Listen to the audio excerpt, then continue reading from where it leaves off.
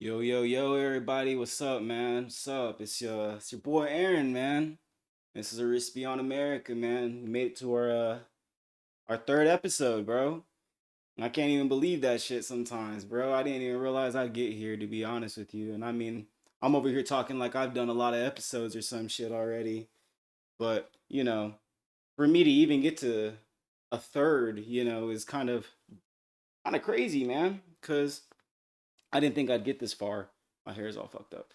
Um, when I started doing this the other day, I didn't even think I'd have enough content to speak for an hour, And it's crazy once you start putting yourself in front of the camera, man, what can happen, dude. But lots happened this week, man. It's been a busy one, dude. You know, I tried to get online, the last couple of days and, you know, with school, life and just work, man, things have been a little bit chaotic, you know. But finally got some time today to get on here, man. I think I'm gonna start. I'm gonna probably make a schedule and probably get online on at least Mondays and Fridays to do a Rispy on America. Um, and maybe do like Wednesdays and Saturdays for like gaming, with my wife and everything. Still trying to figure out how I want to get this started, how I want to do it, how I want it to be framed. We're still getting it all figured out, bro. But but yeah, man, we're chilling, bro. We're chilling, man. Life's good, man. It's beautiful outside. It's already fucking what? February 6th, bro. Can't even believe that shit, man. I feel like I barely just like started the school semester, and then we got put out of school for like a whole week and everything, bro. And it's like they're already like, oh fuck, well, it's time for tests and shit. I'm like, bro, we barely just started. Anyway, I'm over here ranting about school. But man, let's just dive into it, bro. Let's just get into what's going on out there in the world. I'm not really too sure like what I want to talk about today. I mean, I kind of had like an idea, you know what I'm saying? Been a lot of things like going on in my head lately. A lot of questions that I've been asking myself, trying to challenge like my own philosophy, trying to challenge like my ideology. And really like pound out those pressure points, and explore some of the different trade-offs that we have to accept, living in a democracy that runs on like capitalism. You know, I've been wondering that, and the wondering about why America is so threatened by the ideas of like socialism or communism, right? So I started just going on a deep dive, and it's already something that I've been kind of researching for a while. Um, my interest in multiple types of, political philosophy and everything. And I think a big part of like why I started like coming across this question, like why is America so threatened by the idea of socialism? Um, was because I started looking at like South American countries. I mean, everybody knows Venezuela, right? I mean, Venezuela, we captured their president, because they wanted to nationalize their oil. And it's if you look at history, bro, ever since the end of World War II, the entire goal of America has been to just contain communism. Like we hardly go and do anything if um if it's not if it doesn't threaten capitalism and threatens the corporate interest of America, then we leave it alone. But when you fuck with the money, bro, America is willing to like topple governments for that shit. They're willing to throw regimes out the window for that shit. And they've done it time and time again. I'm a history freak, man. So like I started like doing research as to US's involvement in like South America, right? And it's not just like Venezuela. This isn't like a unique situation. You know, we've toppled multiple South American countries due to the fact that they wanted to nationalize their, resources that they had. You know, I think a lot of people don't understand that when a country wants to nationalize something like oil, copper, natural resources of a sort, it clashes with the American interests that already are there. You know, we tend to treat democracy and capitalism as if they're these natural allies, right?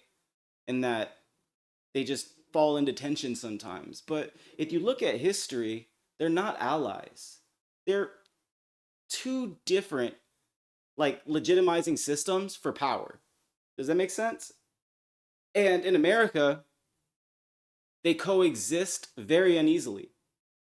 You know, we run on a democracy that is funded by capitalism. The democracy doesn't work without capitalism, right? So it's one of those give and take kind of situations. But democracy, it legitimizes power through numbers, but capitalism itself legitimizes power through control of capital and productive assets. Correct? I mean, I think that we all can agree on that definition.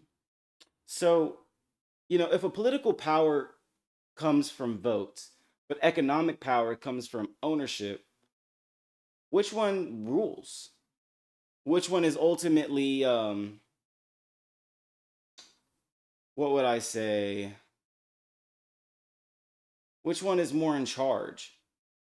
You feel what I'm saying? Um, I asked this question yesterday on my Twitter and on my Instagram that when the elites start to reject democracy, when they start to reject rules, regulations, restrictions that democracy imposes upon them, should the state serve capital interest or should it serve democratic legitimacy? Do you feel just because someone has a large amount of money that they shouldn't be able to live within the same reality of democracy that me and you live in, that their money allows them to escape um, justice within democracy, as it happens time and time again? I mean, that's just, I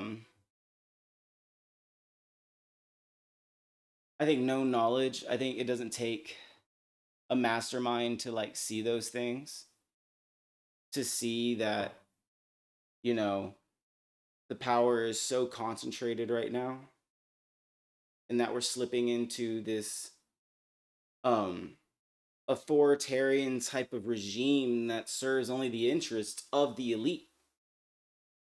It's known that elites are willing to usually accept tyranny or authoritarians because it protects the interest usually of the capital at the cost of the oppression of us people. Does that make sense? So, that being said, we have to reform our political system and hold democracy to the highest level. We have to put it above capital interest. If you ever want democracy to work, that it would always be a slave to capital interest. And I'm not saying that capitalism is bad, that we shouldn't be pro-capitalism, but it's known that when capitalism is unchecked and unregulated, the monopolies and oligarchs form, and they end up using us and taking advantage of us and stagnate our wages, right? Deny us, rights within the workplace while their wealth increases. I see a lot of like Milton Friedman, studying finance and economics. And, he more or less says that the government has a limited role, to protect the people and their interests and to get in the way of the economy and to regulate it. And, people like that really they challenge your mindset or your ideology, and sometimes people aren't really well versed enough to be able to come with a comeback or a counter argument. A lot of the times he'll say that, oh well, capitalism has led to the um highest standard of living amongst like the poor than ever in history. And yes, that's true. Us people on the bottom, we live all right compared to people 200 years ago, compared to peasants of, medieval times, compared to, our great great grandparents who, lived through the Dust Bowl and, lived through, the country still barely being formed and didn't have all our modern day amenities like internet, TV, air conditioning, refrigeration, and all of those, you know, sorts of things that we've grown very comfortable with to this day. But while, yes, we are richer than we've ever been in history, the wealthy are also richer than they have historically ever been throughout all of history. The wealth gap is bigger than it's ever been as well. So, people like that, their ideologies have to be challenged. We can't just take what's been said to us and accept it without ever challenging those beliefs. We have to challenge them. We have to ask questions and we have to say, well, why is that the way that we do things? Why is that what makes sense? Because one man said so? Because one man claimed to be the father of modern day economics, we should just fall blindly into that economic system and never challenge it, never reform it? That's like, it's mind boggling to me that people don't think that policy needs to be adapted to the modern day that we're living in, especially with Milton Friedman and economic theorists from 19 freaking 60s to the 70s. And, we haven't adapted our modern way of thinking how the economy should work or what the government's role is within regulating the economy or capitalism itself. You know, if the United States cares so much about democracy, right? And they hate socialism and they hate left wing policy. Why did they tolerate left wing democracy in Europe, but not, but they destroyed it in Latin America? Why did we let Nordic countries, Britain, France, Germany, impose their socialist ideas and nationalize, but we didn't allow Latin America? After World War II, Europe was full on left wing government. Britain nationalized industries, France did the same, Scandinavia built massive welfare freaking states. Labor unions were powerful. Socialist and social democratic parties won elections pretty often. But the US, their response to Europe wasn't coups or sanctions or imposing dictators that eventually led to genocide within the people. It just came up with the Marshall Plan. It created NATO, right? Because why? Because European interests were already tied into America, so they were existing within the America infrastructure itself already. So the issue clearly was not socialism, and it definitely was not democracy. I promise you that. America has never protected anything in the interest of democracy. And for those that don't know, democracy is very, very limited in any of the founding documents. It's not in the Constitution. I don't believe it's in the Declaration of Independence. It's actually only mentioned in the Federalist Papers. And most people don't even read the Federalist Papers. I have a copy of the Federalist Papers. I do my due diligence. I have a copy of the Constitution. I know what the amendments are. But most people couldn't even tell you that back, even especially people that are in power at the moment. People that are supposed to be protecting our Constitution have never read the Constitution a day in their life, right? Sorry. My throat. But let's get back to the picture. You look at the South, though. We look at South America, right? Where countries tried many times to do similar things that Europe did. I mean, the ideas came from Europe, right? These are European ideas. I mean, communism itself is something that was birthed in Germany. Karl Marx was German. You know what I'm saying? These philosophical ideologies that we have today about politics are all from Europe. So why is it wrong that South America, who are products of also European colonization, just as we are, tried to adopt European types of political philosophy. We didn't allow them to do it. Things were different. They tried to do land reform. They tried to nationalize resources. They empowered their workers. At least they tried to. And the US response to South America was extremely different, right? We did coups, sanctions, covert operations, and military dictatorships, right?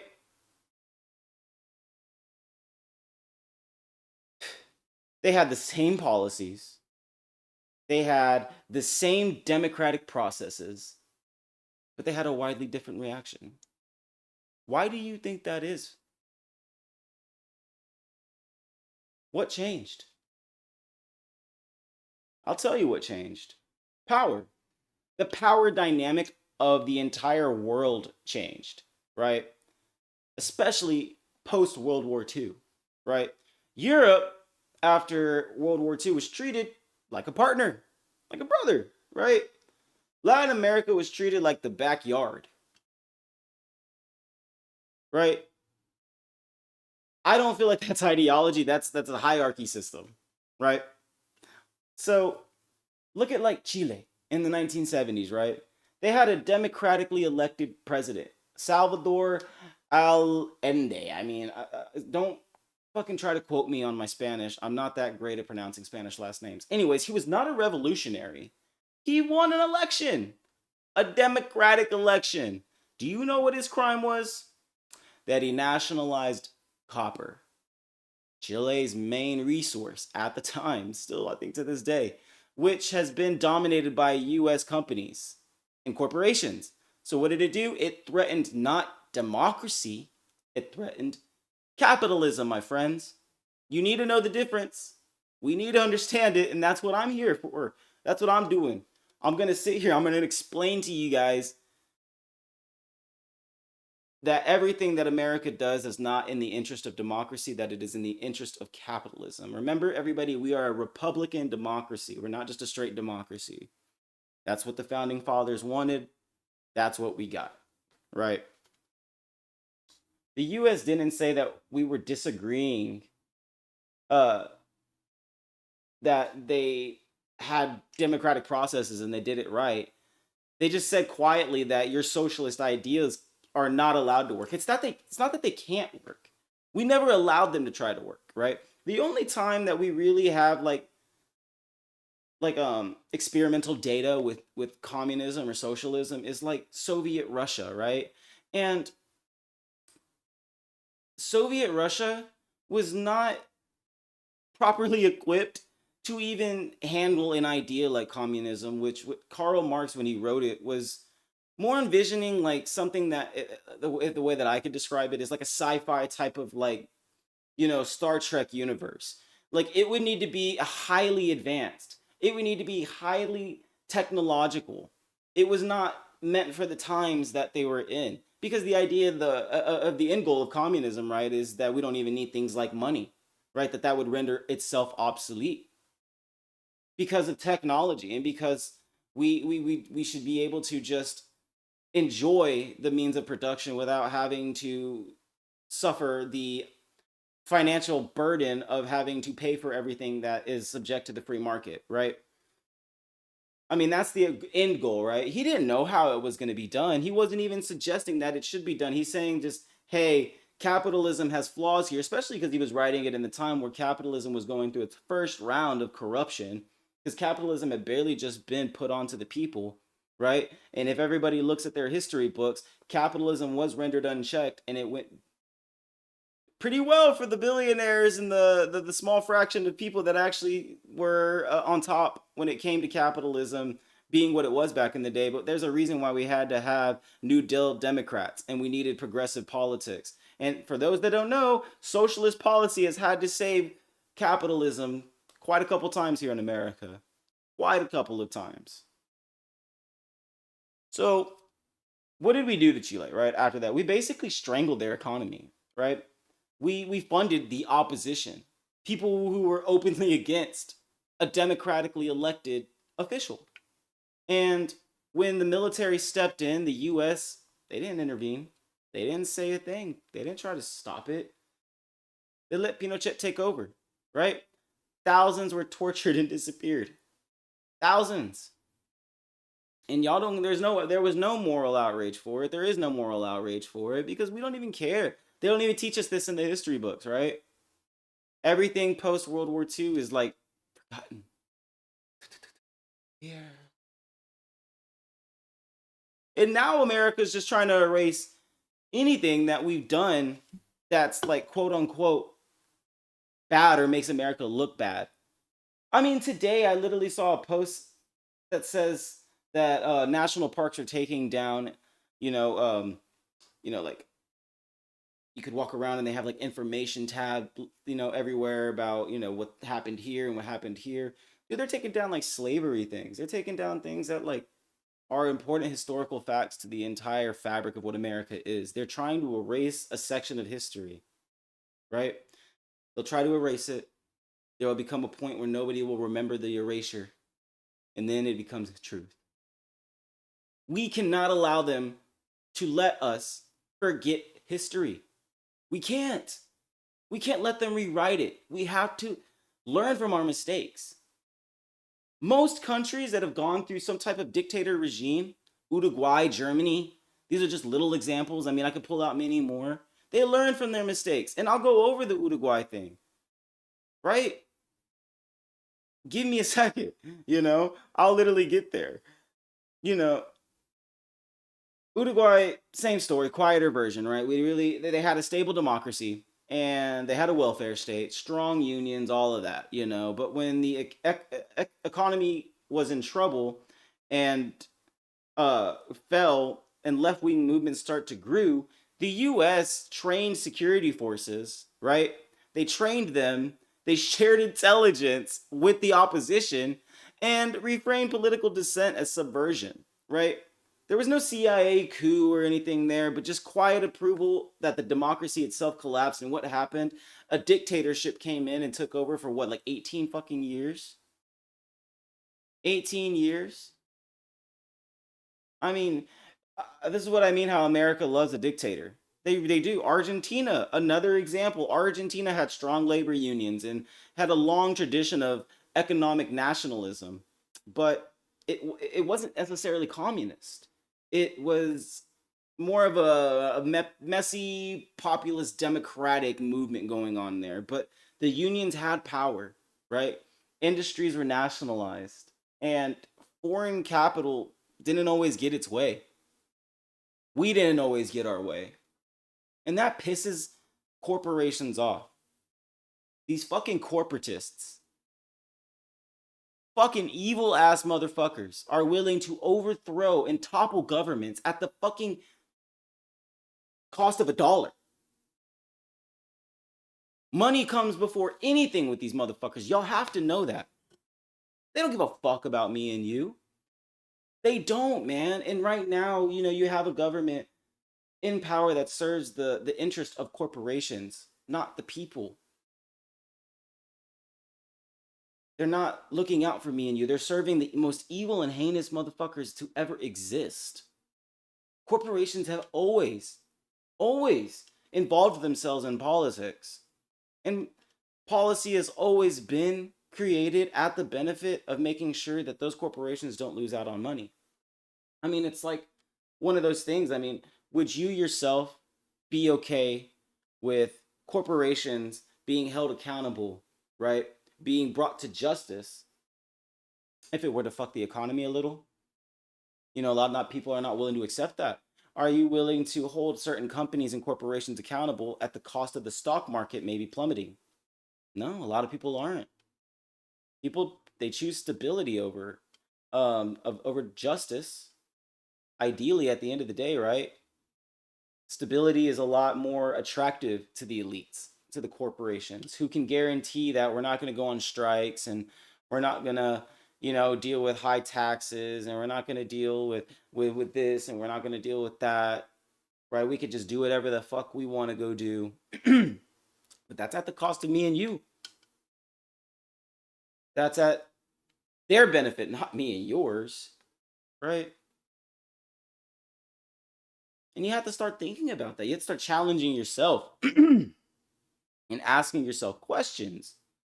Why do they serve the interest of the corporations versus the interest of the people? Because capitalism is more important than democracy in America. It is. It always has been. The whole war on communism is a fight to protect capitalism, because if communism proves to actually work, then capitalism basically is rendered obsolete overnight. And the US can't allow that experiment to be tried, which is why we topple socialist regimes all of the time. I'm not even socialist or communist. I'm not trying to advocate for it. I'm just clarifying what we've done as a people, right? What we've done as a country in the preservation of capitalism itself. And sometimes I like to ask myself the question, well, why are we protecting capitalism so much? Is it really at the benefit of, like, say, me or you? I mean, so I started doing like a bunch of research, and I started looking into, capitalism and, its origins. And it never originated from the interest of the people, right? It's birthed in oppression, right? It definitely comes out of the end of the medieval age, where, the lords and everything had to start paying the peasants. And, you know, we've had this system for about 300, 400 years. And it slowly began to be more and more accepted as modernization started to take place, especially revolutions like within Europe and everything. Um, but it's important to know that we didn't get our 5-day work week, our weekends, our civil rights, our vacation time, because capitalism was just so nice, right? That the corporatists were just such good people that wanted to give it to us. It wasn't because of that. It's because capitalism was pressured. The only time that corporatists or capitalists budge or are willing to, give a little, is when they're pressured to do that, when pressured, because there's no other way out. You know what I'm saying? Like, it threatens the money to not do so. Revolution, strikes, threats to the stock market, threats to fiduciary responsibility to the investors, right? I mean, that's what matters the most. That's what matters the most in America. You still look back on Latin America, again, Brazil, there's bigger stakes here. This was the largest country in the region, right? But when the government itself pushed to have land reform, and independent development, the US actually backed a military coup in 1964, and the dictatorship lasted 21 years. Did y'all know that? Not because democracy was threatened, because they nationalized their resources, and it threatened the already existing corporations that were in those countries, and it threatened their capital interest. We constantly are willing to do this. Bolivia nationalized its mine. Peru nationalized its oil. Paraguay offered loyalty and got decades of US backed dictatorship in return. Dude, come on. And here's the key pattern, right?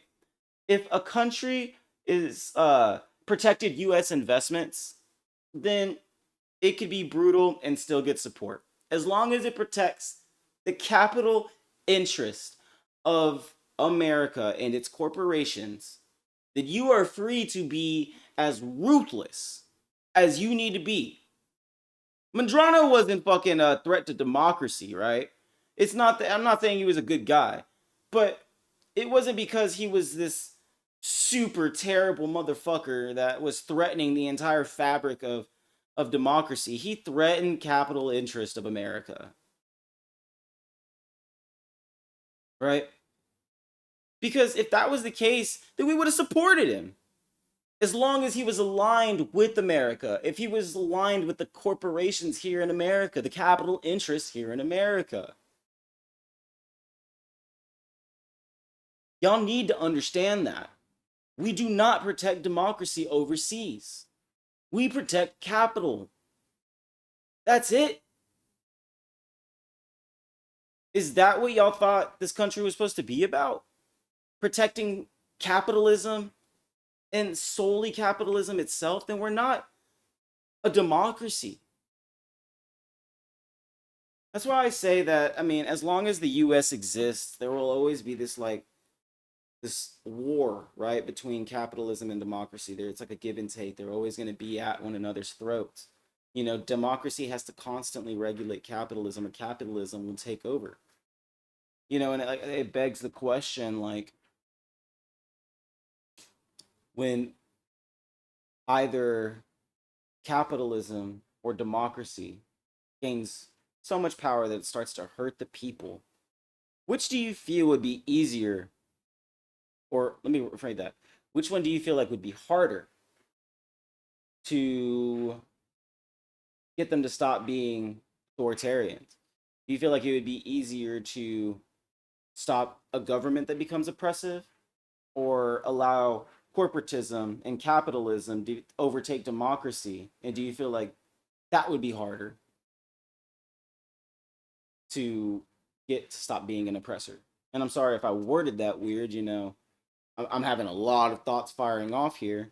But, you know, it really does beg that question, right? If you challenge the ownership, though, of corporate interests in any country, even if you do it democratically, you become a threat, right? You become a threat. Now, let's contrast that with something like Europe, right? Europe has done the same thing. European countries have nationalized industries and expanded welfare states, right? But the key difference is that they stayed inside of the US led system, right? They didn't like expel US capital out of their countries. They didn't challenge American dominance. And frankly, they had a little bit more leverage. It's Europe, right? Europe is always going to have a little bit more leverage. You don't overthrow governments that can push back. Latin America didn't have the power to push back. They were still trying to figure it out. They were still trying to get it together. And what did we do when these countries were trying to get it together? We toppled them and sent them back decades, and they're still recovering from it to this day. Countries are still recovering from US backed military coups and sanctions to this day, because it threatened capital interests, not because it threatened democracy, not because they were socialists, not because they were communists. And you stupid motherfuckers need to get that shit out of your head, because all of you that are convinced that they were just commies are fucking complacent ass stupid motherfuckers. It was not the threat of democracy, it was the threat of capitalism. And capitalism is not always seeking the interest of people like me and you. Now, yeah, capitalism is great because you can get rich yourself. That's like the 1%, bro. What about the rest of us motherfuckers? You protect capitalism so much to what? Protect your boss? To protect the CEO of your company? While they make $35 million a year? That's what you're protecting? These stupid motherfuckers that make that much money for doing what? For working not as hard as you? What does a CEO even fucking do? I researched that shit, bro. What the fuck did they do? They make decisions. They're just chief executives. What do they do? Can you tell me what they do? Yeah, they're important motherfuckers, but do they deserve to get paid that much money? Are we really protecting capitalism because of that? We're suffering. I'm not saying capitalism is bad, but it needs reform. It needs some correction. That or something's gonna happen. People will become pissed off because right now wages have stagnated. The companies are making more money than ever, and they're getting more tax breaks than ever. The administration is allowing them to make more money than ever than they've ever made in any administration in history. Yet me and you, we're not seeing the trickle down economics, right? We're not seeing that money come down to us. It's staying concentrated at the top. It it's supposed to come down, and at least we're supposed to get a little bit of it, right? We're supposed to at least have some of that wealth. You know, the Cold War, you know, we're taught to think that it was all about stopping communism, you know, but once you start applying pressure, once you start asking the questions, which, you know, the main philosopher that I love to read is Plato, who oftentimes writes in the dialogue of Socrates. And Learning the method of Socratic questioning has allowed me to expand my philosophy and my ideology. And, I never take anything for face value. You have to ask questions. You have to beg the question. You have to. Why? Why doesn't that explanation hold up under pressure? Because, like I said, it was never about stopping communism. We were just programmed to think that it was containing communism, it was containing the interests of corporate America, right? I mean, that's what it was. At the end of the day, it was just protecting the interest of corporate America. Most of these governments were not communists. They weren't even aligned with the Soviet Union or their interests. They weren't like buddy buddy. They weren't like doing, trade deals with one another. They weren't like going behind America's back. They weren't doing anything. They weren't even abolishing markets. It's not like they were threatening capitalism itself. They were threatening American capital interest, right? That's what we need to understand. They were trying to control their own resources. They wanted to control what came from their land, as America would want to do for itself. Y'all think that it's okay for America to own all of its resources, and you wouldn't dare allow another country to come and challenge that authority, but we're allowed to be Big Daddy America and go do it to them. And this is why I always say to people that if you're connected to the continent that is a part of North America, so Central America, South America, you are the US's bitch. You are our territory without us having to take you or not. Because the second that you do something, we'll put embargoes on you, we'll sanction you, we'll do military coups, we'll do CI operations. It will overthrow you and put a dictator in there that will go commit genocide and make sure that he is cutting breaks for the corporations over here all day long. That's just the truth. And people don't realize that that's what scared Washington, is that they wanted to nationalize resource. That's the scariest thing for the politicians and the lobbyists and everybody who's up there making big decisions, right? Because if one country proved that land reform, nationalization, and redistribution could actually work through democracy itself, others might follow. Not just Latin America, but maybe globally. Does that really sound so bad to you guys? What these countries were trying to do? Can you sit there and really protect and defend what America is doing with these countries? Can you? I mean, that's the key issue here that I'm trying to get through to y'all. Y'all need to understand the US was not defending democracy. Again, it was defending capital mobility, right?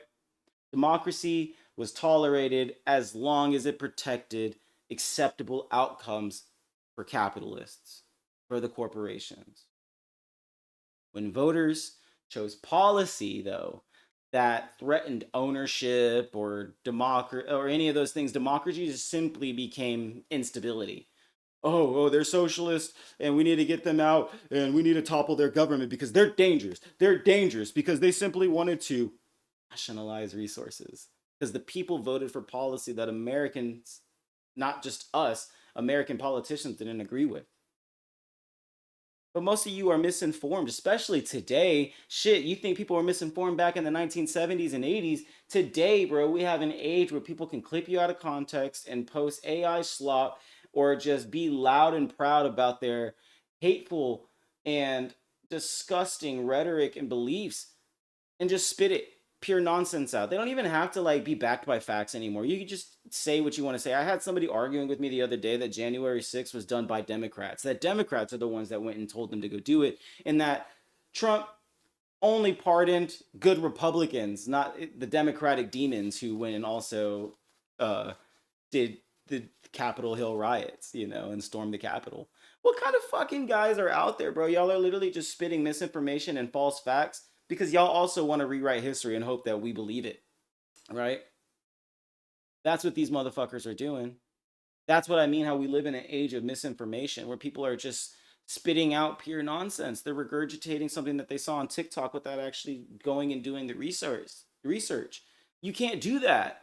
You have to go back it with facts, man. If I've learned one thing in college, bro, it's to do your research and back it with facts. That or you don't even have an argument. You just have an opinion. and your opinion is like built on sticks, bro. It has no weight.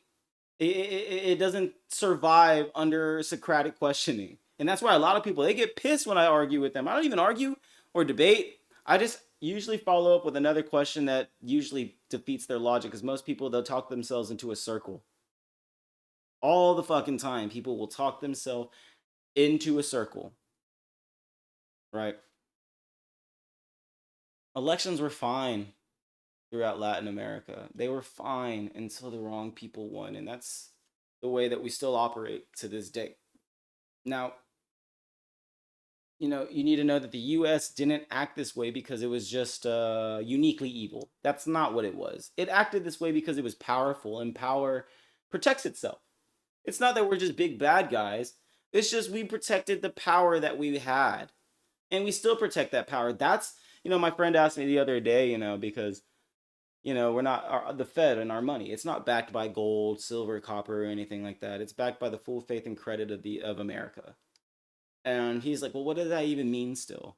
And the best thing that I can associate what our that money has value to is it's our military.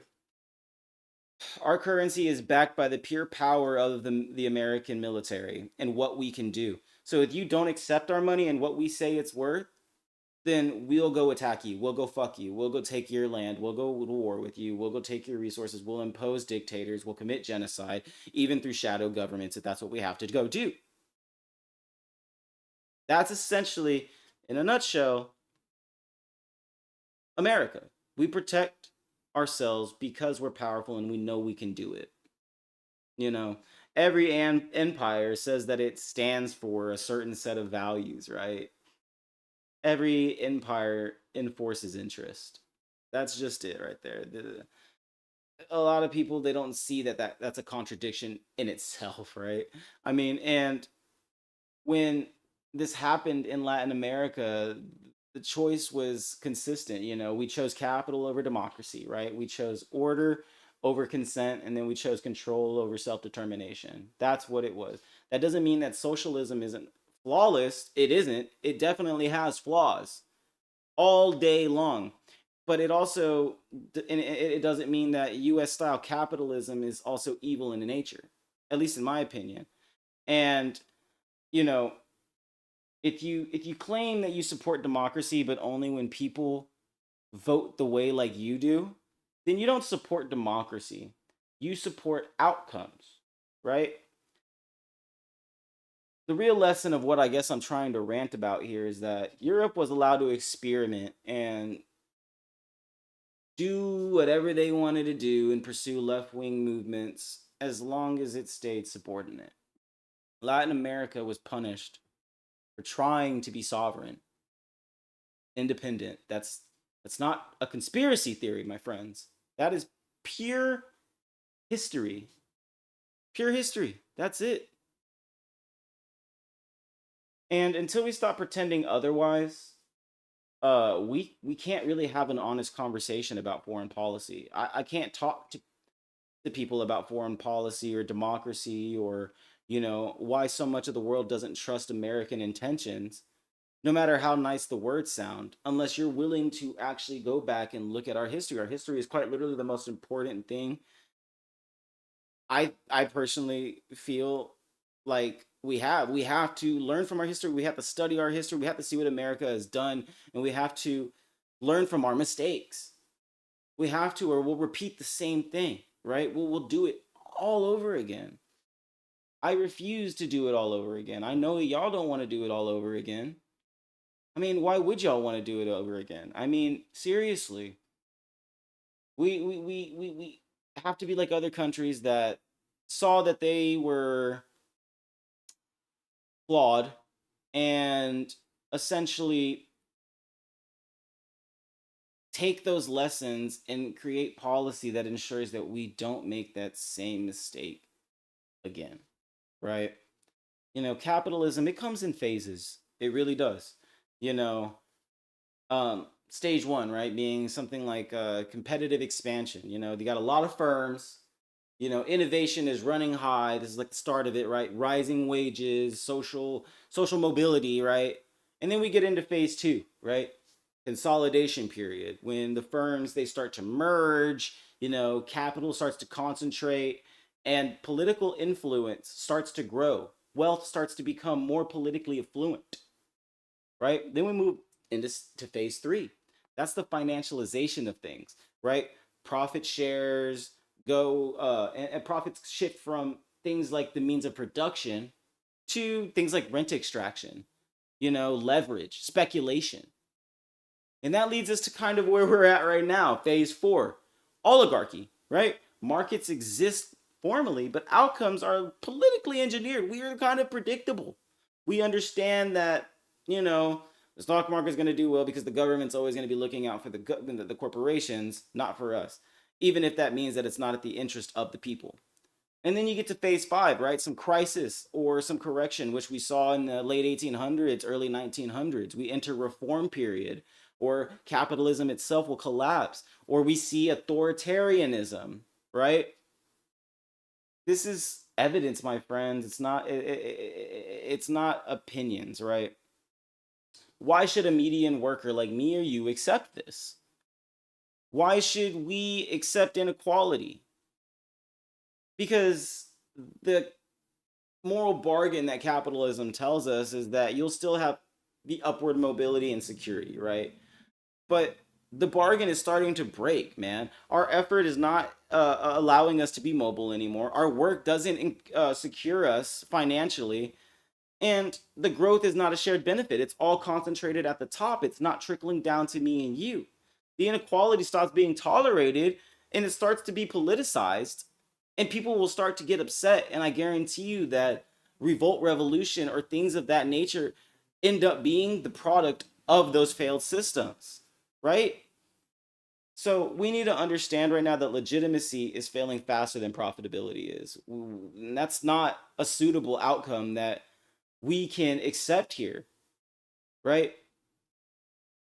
They say that capitalism only works if risk and reward are linked, right? Or failure is allowed, or success reinvests in growth itself, right? But we look at the reality right now that the losses are socialized, gains are privatized to the 1%.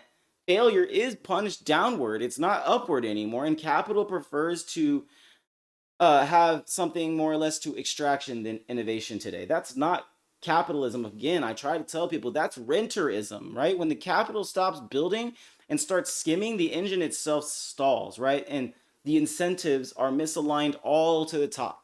Me and you, we don't get any of that. We don't get a thing.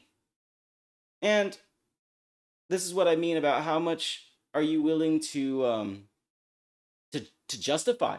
How much inequality, insecurity, and injustice is necessary for growth in the economy, right?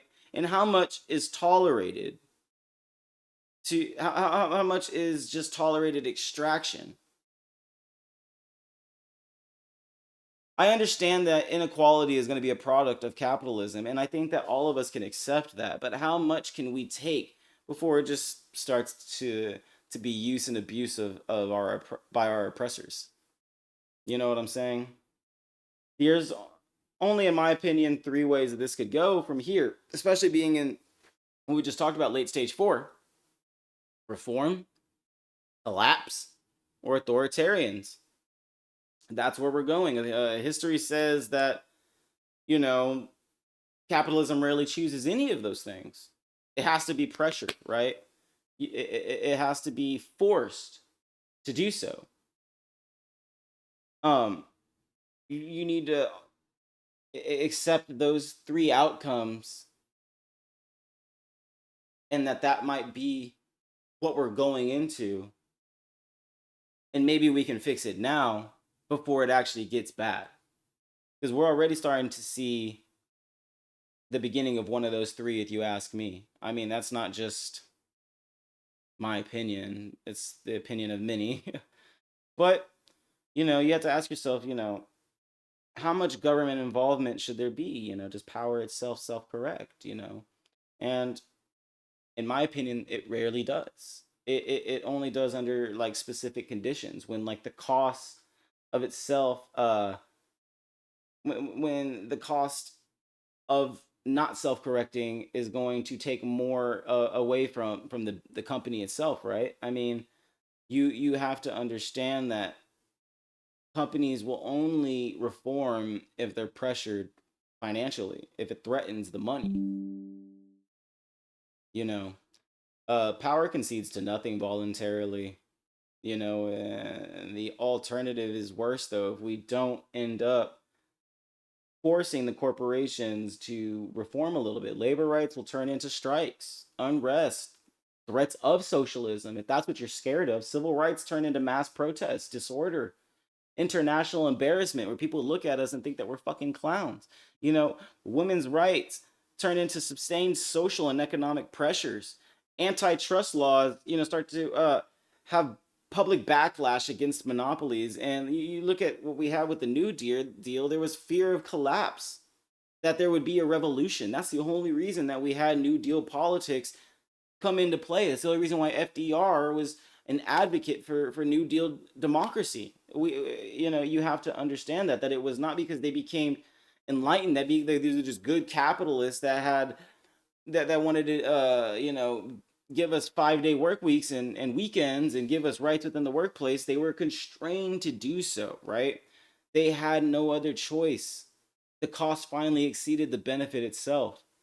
But most people, they believe that power will just self-correct, right? If it doesn't self-correct though, then rights aren't gifts, they're concessions. Stability is only temporary, you know, and conflict is going to be baked into the society itself as a whole. And you have to realize that it's either that is the truth, or you're just accepting myths, right? That you're saying, oh, markets will fix themselves and good people rise to the top, and you know, history, you know, always fixes itself. No, it's not, bro, and it doesn't. You know, good men have to come in and they have to fight for what's right. Capitalism only self-corrects when the competition is either real, failure is allowed, labor has leverage, or the state will it enforces rules neutrally. Once those fail, capitalism doesn't collapse immediately. It starts to mutate, my guy. You get rent extraction, you get bailouts, you get regulatory capture, you get financialization, and you get political lobbying replacing competition at that cell. I mean, in itself, and at that point, my guy, you're expecting self correction is like expecting a monopoly to voluntarily give itself up, to voluntarily break up, to that they're just gonna do that. Like, come on, guy. That doesn't even make sense. You're living in a delusional reality. You need to wake up and stop being complacent. It does not work that way, and it will never, ever voluntarily break itself up. Corrections come from four sources, and you need to pick one. It's either organized labor, democratic pressure, crisis, or revolution, authoritarian resets, right? That's the only way. A healthy society requires constant counter power. Not good intentions, not trust, no faith in institutions themselves, just counter power.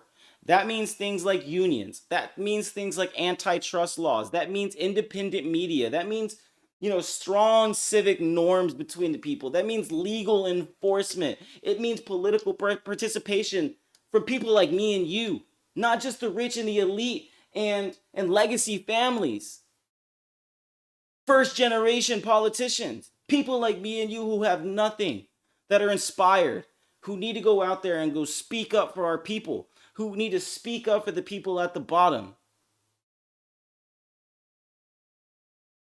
When all of those things start to weaken, power doesn't correct, it consolidates.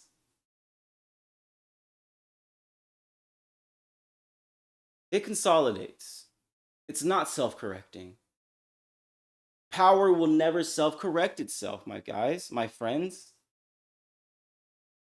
Power only corrects itself when it's constrained, threatened, or forced to do so. So the real question is this: what forms of pressure do you think are legitimate? You know, and which would you reject even if they did work?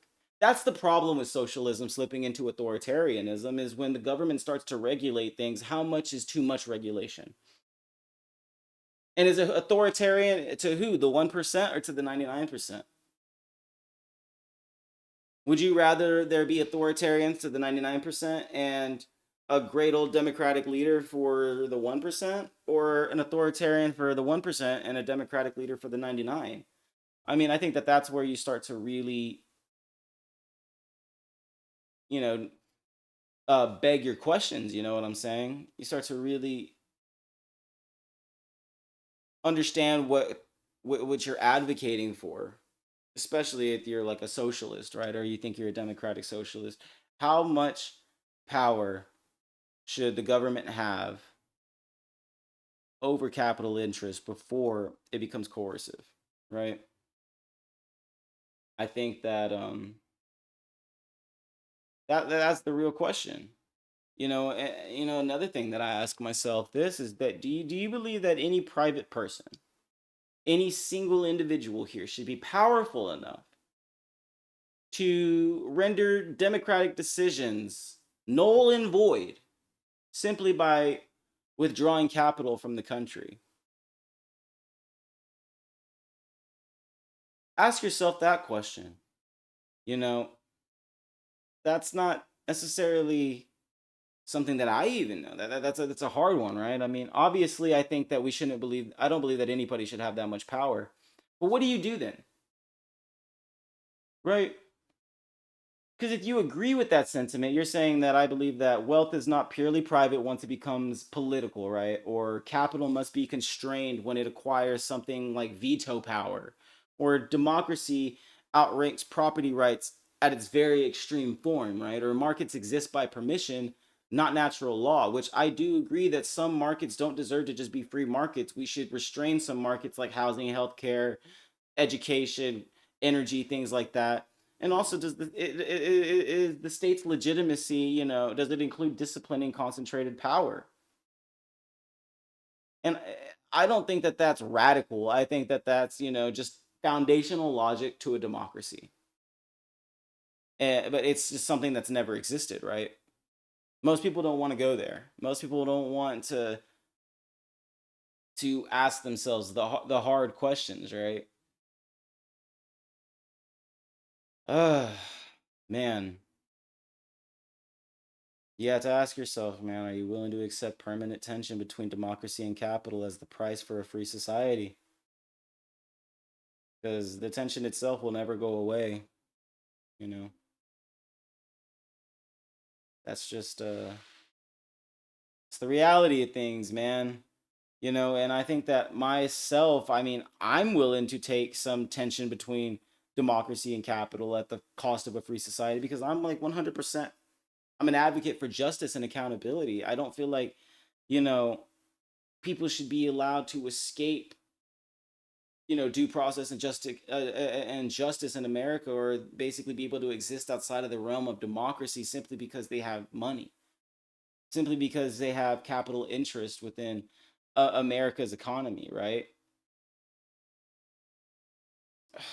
Gosh, my back. Sorry, guys. Ugh. I mean, that's just my opinion. That's just my opinion. But anyways, man, now that we went on that whole rant for like who the freak knows how long I've been on here. Went on a whole capital rant, capitalism and everything. But hey, now you know. Now you know. Now you're just as aware as I am about how America has protected the interest of capitalism and not always the interest of just democracy itself, right?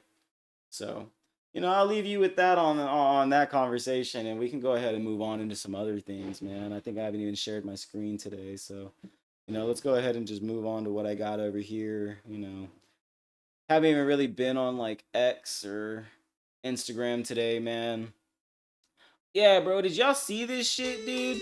Your boy Trump, bro. I mean, he posted this shit, dude. I mean, uh, how can the administration get away with being so polarizing all of the time? Like the amount of hate and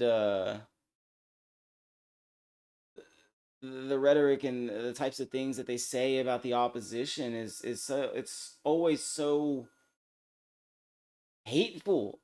And this dude, the lion, I mean, come on, bro. Like, this has to, like, not be real. As a president, we shouldn't, if you're the holding the highest position in the entire country, you should not be making videos like this. You should not be such a clown. He's like, oh, well, people, they just don't have a sense of humor. This is not a sense of humor, dude. This is purely just being a racist piece of shit, bro. Like, I mean, these AI videos are getting out of hand. I'm extremely thankful to the CIA and Director Ratcliffe and our. I mean, dude, that's my question. Are you Republicans going to keep defending somebody who openly despises everybody who opposes him? It's not even about politics anymore, about this, about that. It's just about if you piss Trump off, right? If you make this guy mad and you're gonna be on his radar and he's just gonna come at you in the most childish ways, man. Doing stuff like this. And I don't understand. USA Let's see. quarter zip. This is very high quality.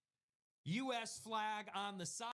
Bro, I literally had somebody tell me that on my last video that I clipped this dude out of context whenever he was justifying Epstein, and saying that pedophilia is not 14 to 17-year-olds and stuff like that. Dude, regardless if he said this or that later on in the stream and it gets clipped out of context, like this dude doesn't clip people out of context all of the time to fit his narrative.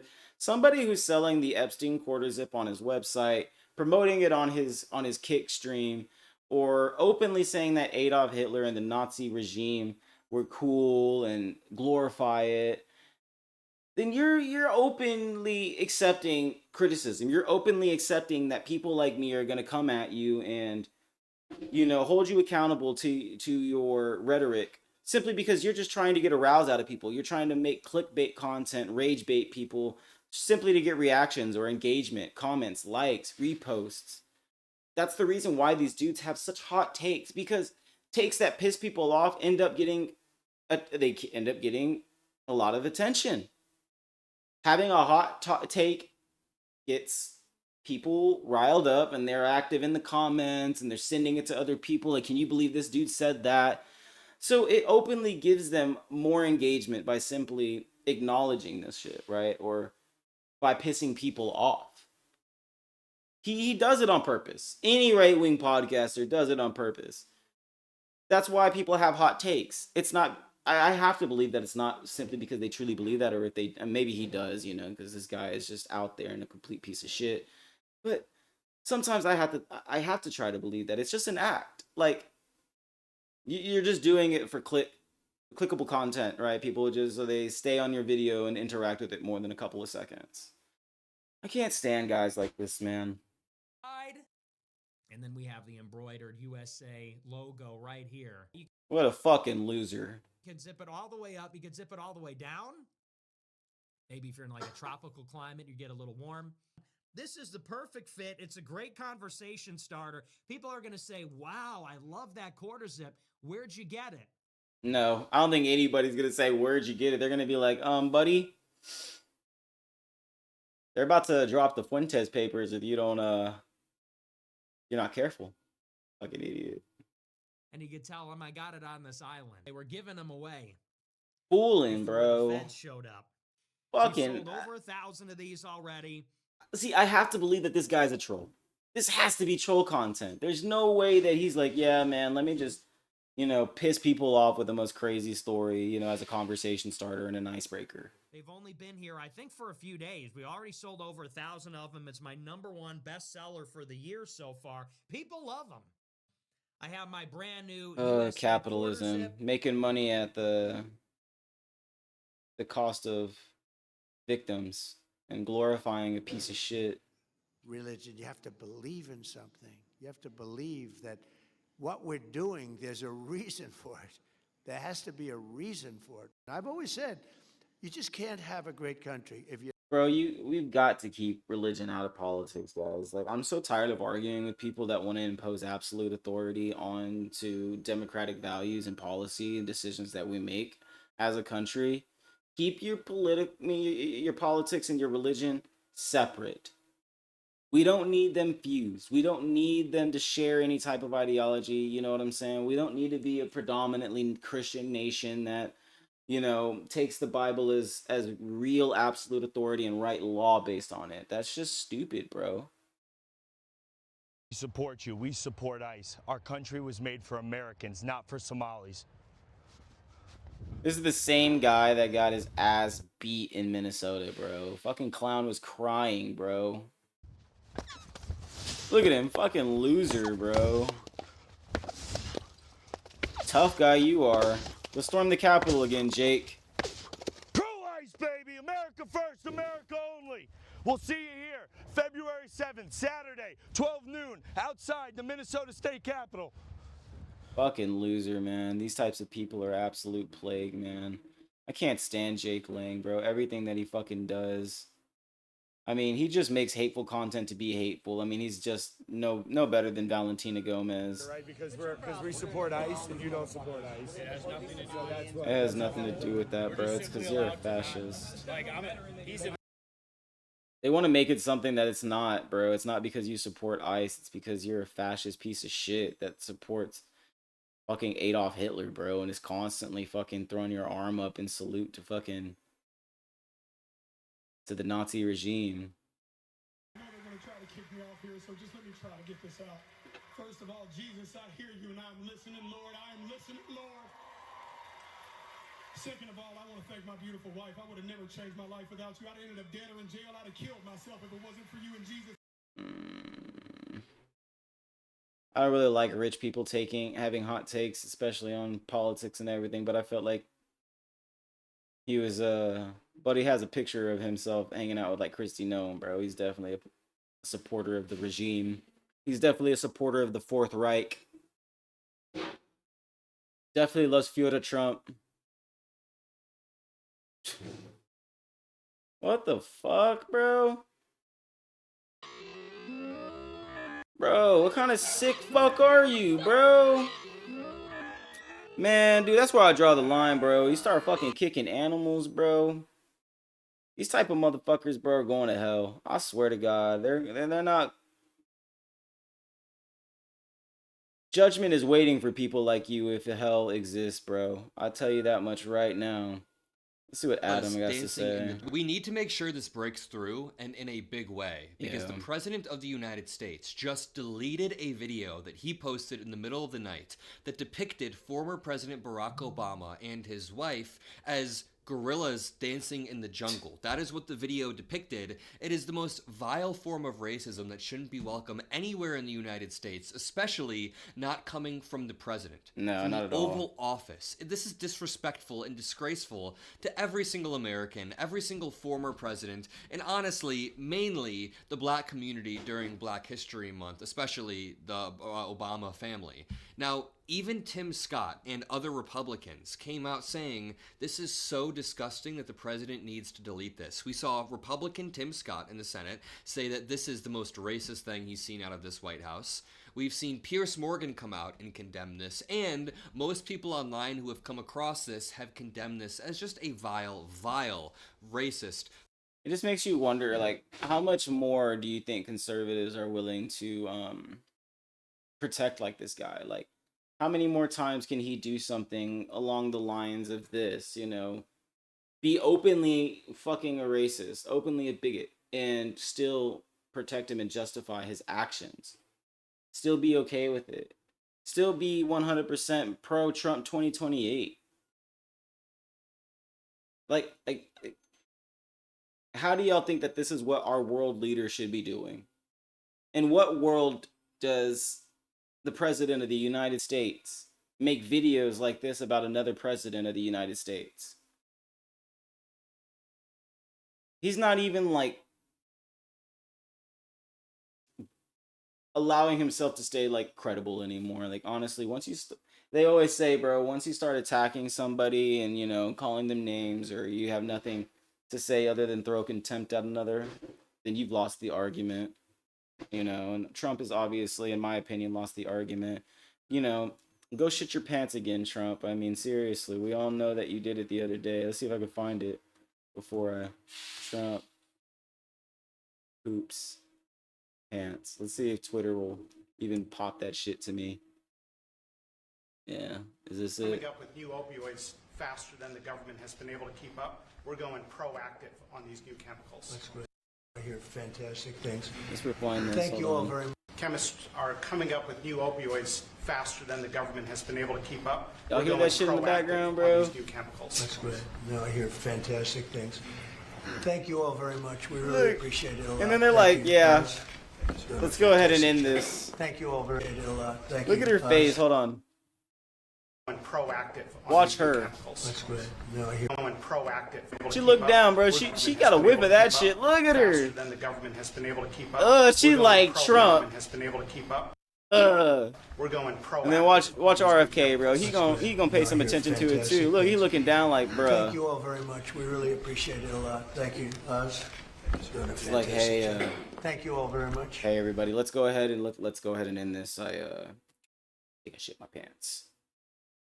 Need somebody to change my diaper for me. Change my diaper, please. Fucking dude. These motherfuckers wanted to be on Joe Biden's head. Not a Joe Biden supporter or anything. Not that I'm like pro Biden or anything. But y'all are over here calling him Sleepy Joe and making fun of his age and his shit. Dude, this dude is the oldest president I think we've ever had in history. And he's openly shitting himself in the Oval Office. Bro, if I ever make it to the presidency, bro, they need to fucking burn that chair, bro. I don't give a fuck who sat in it, bro. I don't want that chair. Nasty. I appreciate it. Thank you, please. Thank you. Mr. President, can you respond to the new Fox poll that says people think ICE is a They're like, no, hey, Mr. President has to change his diaper. Guys, get out, get out. Thank you, guys. Thank you, guys. Oh my god. Fucking hilarious, bro. Lord have mercy, dude. I swear, this guy is, I appreciate it. Thank you. I had a video that was like highlighting the sound on that bitch earlier, but you know, we don't have to get into that right now. Bro, did y'all see the Ted Cruz thing, bro? All I gotta do is look, y'all looked at him already, bro, in Capitol, because I could not stand, or I couldn't even believe what I just heard out of this motherfucker's mouth. Look, it's the first one, dude. Keeps on happening. Now, Senator Booker also said we should have bipartisan agreement. I think that's a great idea. We should have bipartisan agreement. How about we all come together and say, let's stop murders? How about we all come together and say, let's stop rape? How about we all come together and say, let's stop attacking pedophiles? Bruh, what the fuck did you just say? Stop attacking pedophiles? Are you absolutely fucking crazy? I mean, bro is over here literally saying, let's stop attacking pedophiles. What the fuck are you even talking about? You're saying that we should just allow people to be allowed to go fuck kids? Is that what you're saying? That adults should be allowed to go and just have sex with children? Is that what you're saying? And that we should just leave them alone and that's their private business? That's their, you know, that's their personal interest. If that's something that they want to go do, then let them do it. I'm just saying, like, bro, that's their life. Bro, you're absolutely just as bad as the rest of them. I will say this again, over and over again. You're vile. You're fucking scum, bro. You don't even fucking serve the interest of Texas. You're a fucking disgrace, bro, to even be our senator. I hope somebody gets this motherfucker out soon. Sucks that he's not up for re-election for still a couple of years, but fuck, dude. He doesn't serve the interest of fucking America or the interest of Texans. This dude is a motherfucking Mossad agent, bro. Product of Israel, bro. The dude is literally openly fucking said time and time again that he fucking supports Israel in the interest of Israel, bro. Go accept your AIPAC donations, bro. Go accept your Israeli donations. We all know that you do. Fucking piece of shit, man. I can't stand Ted Cruz. Ted Cruz is also a despicable human being, and I despise him. About voter ID and election reform, but at the end, and I don't know if you can see this, it included a brief image of the Obamas, an overtly racist image of the former First Lady and the President as apes here. Now, it was at the end of the video. I don't know for sure whether the President saw it, but is this the type of message a President of the United States, under any circumstance, should be sending out to millions of I people. just asked that, you know?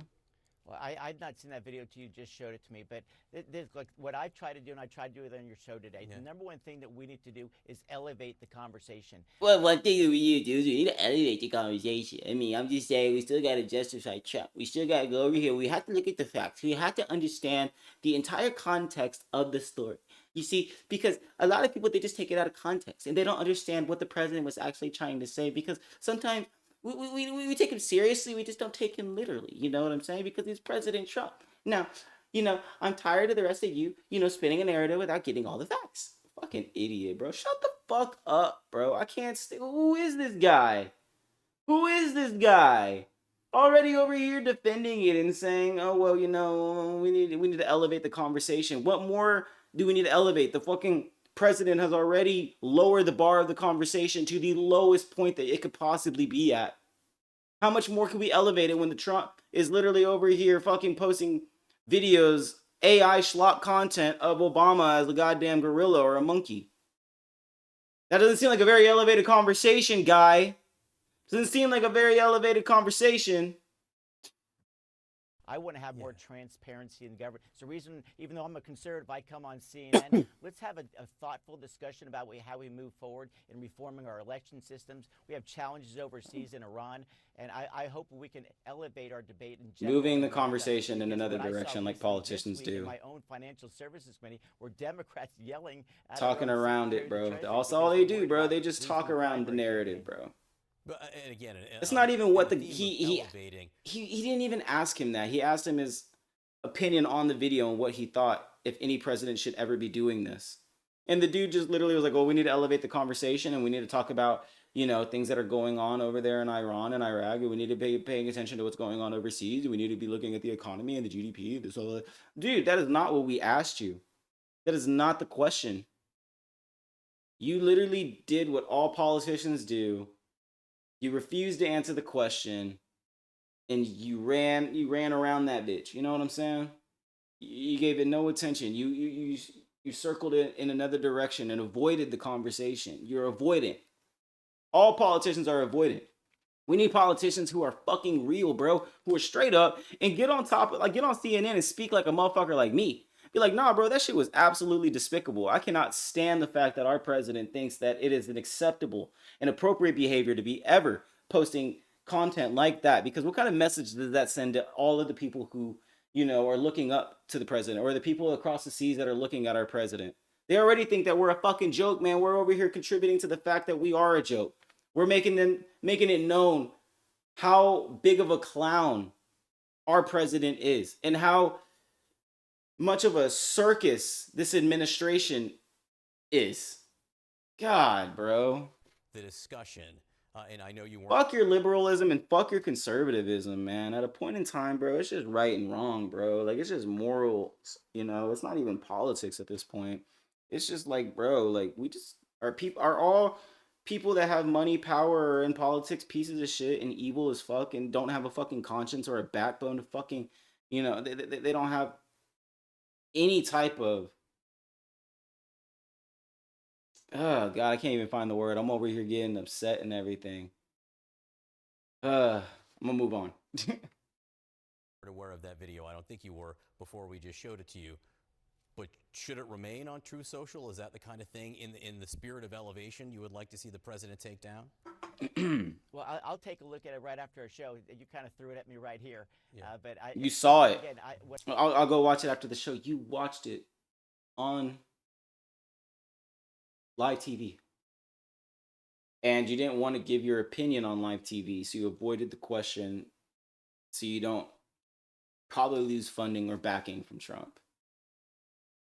These people are spineless. I can control. That's my mom. Spineless. And what I try to do is elevate the conversation. We had a great hearing, for example, this week with NASA. Bipartisan support, making sure we're winning the space race. I'm proud to be on that committee led by Dr. This is and making sure that we not even relevant to the conversation, bro.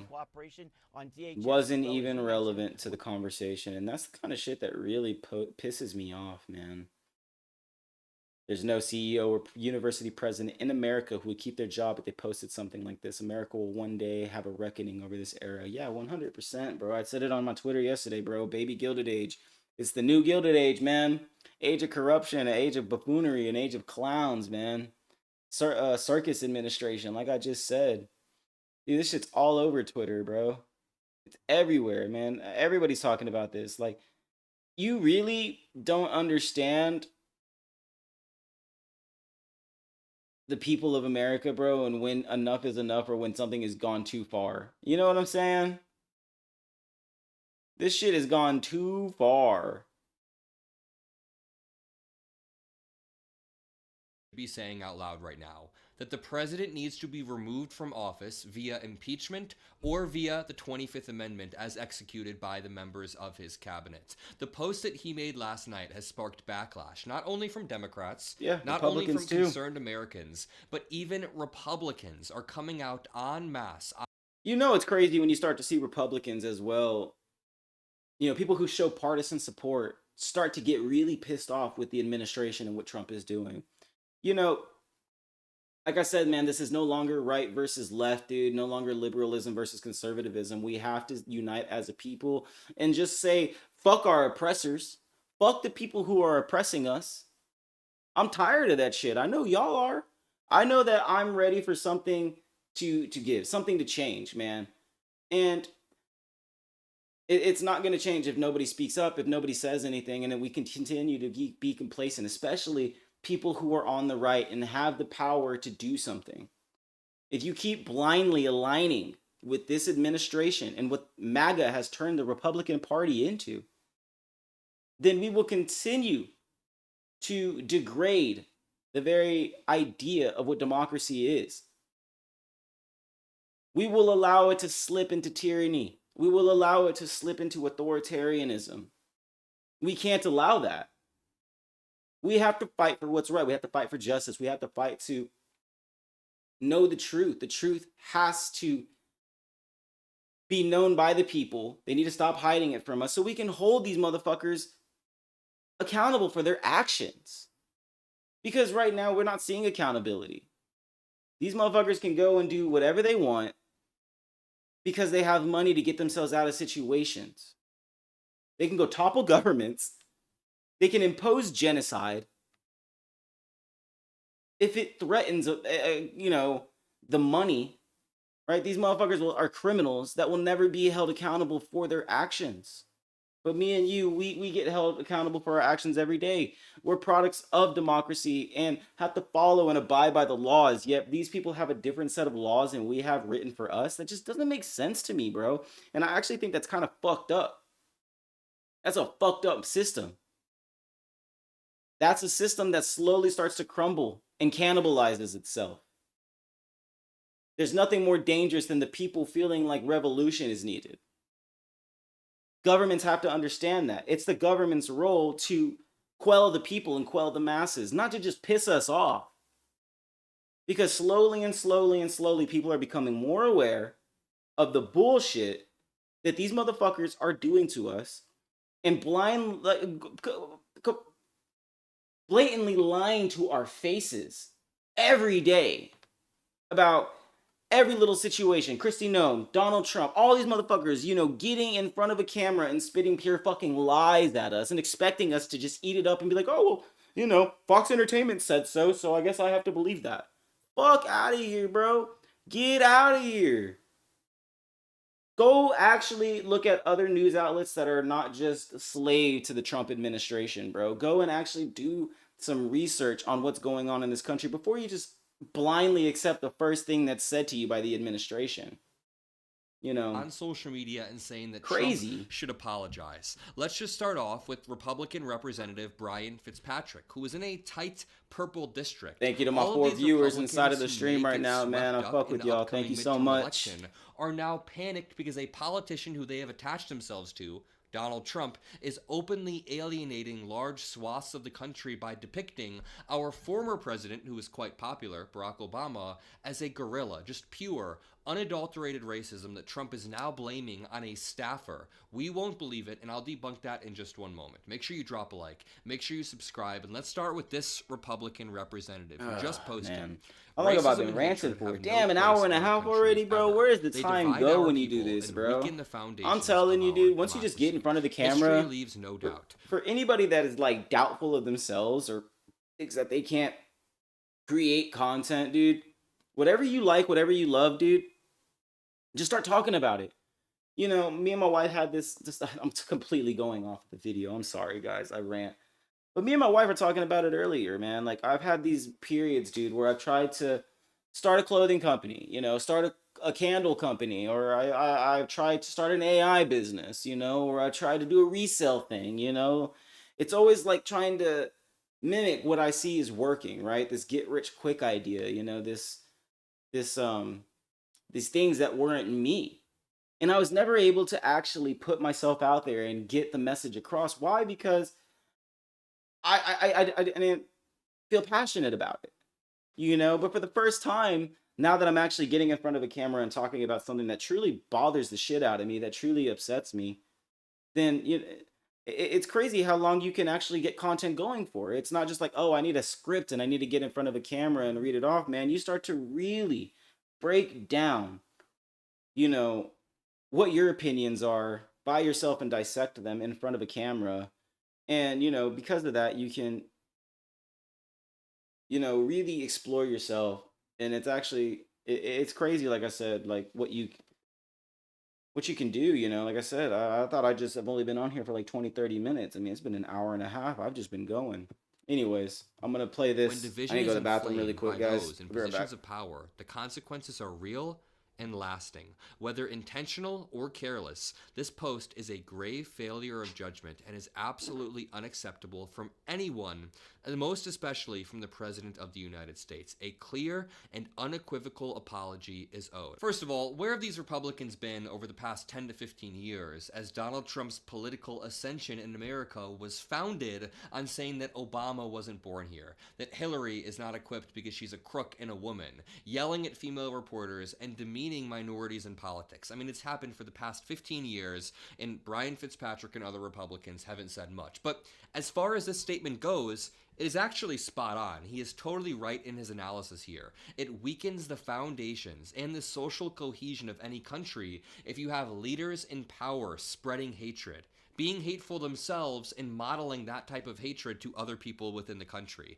He then calls for a clear and unequivocal apology. I agree with that. And one of the most poignant points that he makes is that nobody should make posts like this, especially not the President of the United States. If somebody in my high school would have posted a racist meme like that, they would have gotten suspended, maybe even expelled, and rightfully so. If anybody at my former job, or if any of the leaders at my former jobs had posted something like that, they would have been fired. They would have had trouble getting a job after that. If anybody in America made posts like this, there would be consequences, but for Trump, there aren't. Continuing, Senator John Curtis, a Republican senator, came out and said, "This post was blatantly racist and inexcusable. It should have never been posted or published for so long." And again, very quickly, I'm just going to show you the post that was made by Trump. It is former First Lady and former President Barack and Michelle Obama being depicted as gorillas. Just pure racism. Representative Mike Turner comes out and says, "I do not feel the Sorry need for the to late respond reply. to every Damn, bro. inflammatory statement I'd be made by lacking. the I didn't White even have the House. chat up. However, the release of racist like a images flopper. of former President Barack Obama and First Lady Michelle Obama is offensive, heartbreaking, and unacceptable. President Trump should apologize." Again, Trump has been doing this for over a decade. Stop chewing on my American headphones, politics. dog. In the past My year, dog's over here Donald chewing on Trump my has made headphones. jokes Hey, about come J.B. here. Pritzker, the governor of Illinois, being overweight. He then called for Pritzker to be What's up, jailed. Papa? He then called for Brandon Johnson My to be boy jailed. Sasuke. And posted a meme of What's up, Chicago all on fire, being bombed by the United States military. That is something that didn't break through to most Americans, but it just sticks in my head so vividly, because why is the president calling for the military to bomb the city that I'm living and working in? He should have gotten impeached and removed for that post alone. What about the fact that he's been yelling and melting down at female journalists from multiple news stations, saying they should smile more, saying that they are pigs, saying that they are terrible humans and terrible reporters who should be fired.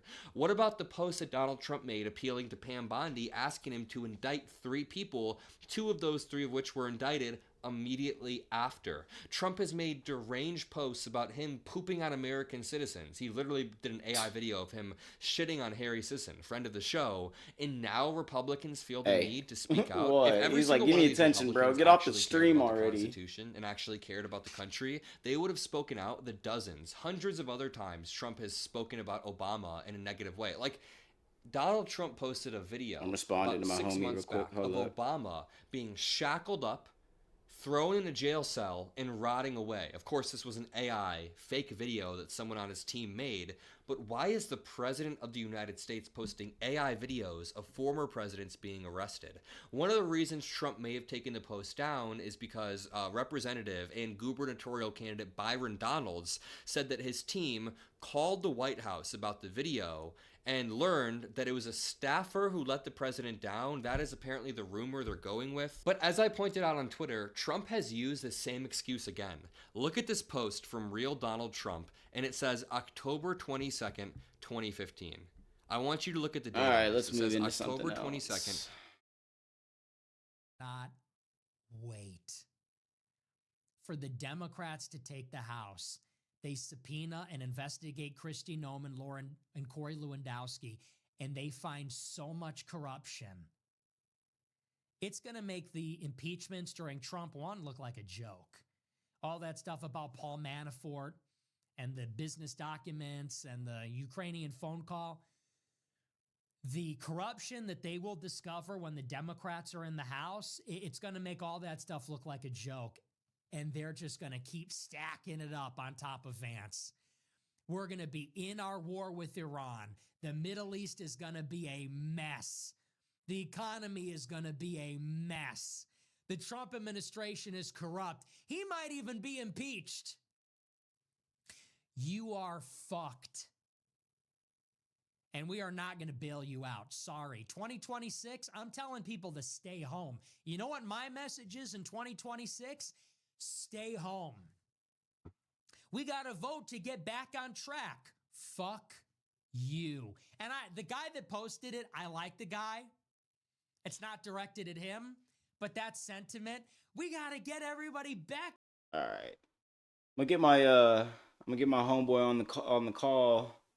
I'm gonna talk up a little bit, talk about politics, I think it'd be interesting to get a second opinion in here, man, not always dealing with, just me. So I'm gonna go ahead and give him a call. Let's see if this links up properly. Let's see. Hopefully, by doing this, it'll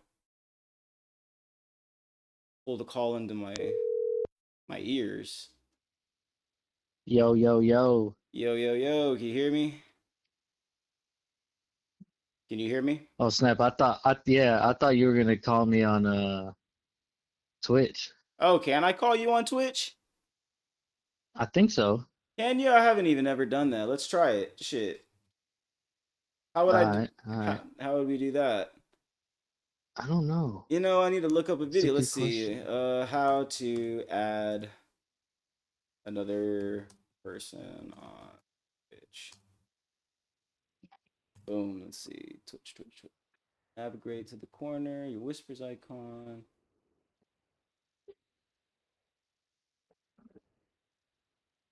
Something to be on stream.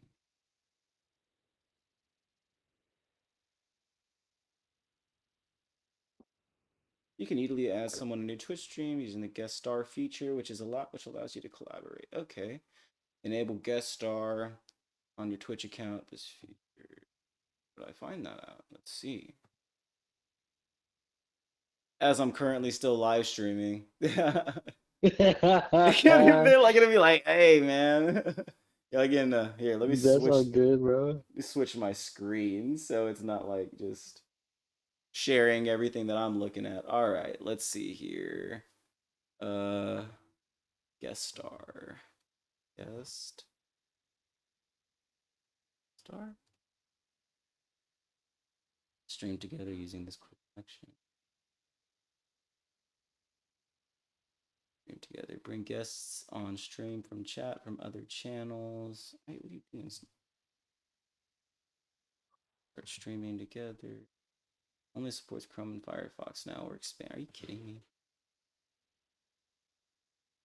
So it looks like I'm gonna have to download Chrome. I have Microsoft Edge. Oh God. Yeah, it's just what came with the computer. I just got this computer like probably like 3, 4, 5 weeks ago, so it's still very new to me. Oh, dude, I know. So let's see, download Chrome. Boom, boom. At least it'll all be tweaked up for whenever we get on the call next time. Yeah, for sure. I should have looked in on how to set all Technical this difficulties. stuff up. Yeah, man, you run into it, man. You run into it. It's better to get these things smoothed out in the beginning, though, you know? Yeah. I just thought, I had a little bit of time right now. I might as well Hey, bro, yeah, definitely. get stuff figured out, For sure, man. Have a little conversation. I was just sitting here ranting by myself anyway. I'm like, man, what do I rant about next, bro? What do you go into next? What's the next point? Got to go to Twitter for like Yeah. inspiration. Like something will irk your nerves there. All right, now we got Google Chrome. Let's try this. Want to sign in? Stay signed out. Which? Please sign into your account. Log in.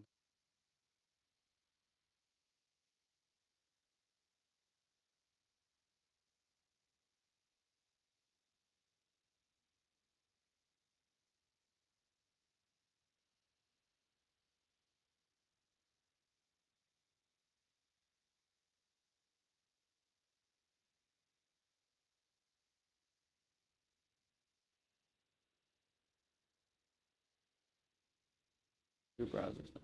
What does that even mean, bro? Having technical difficulty, friends. Let's try this.